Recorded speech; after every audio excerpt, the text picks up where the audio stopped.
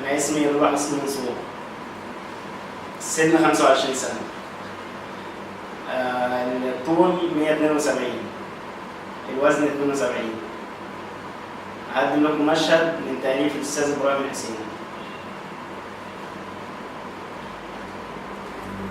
كفاية بقى، معندش قادر، أنا مش هكدب غير اللي أنا شايفه.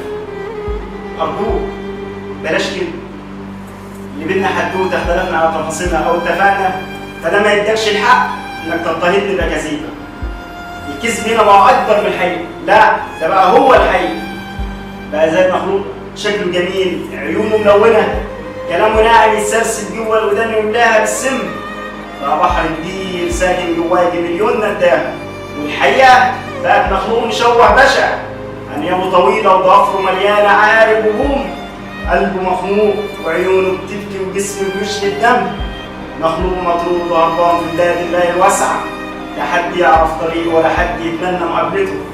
كفاية كفاية لغاية كده، ما عادش في عمري مكان لكدبة جديدة.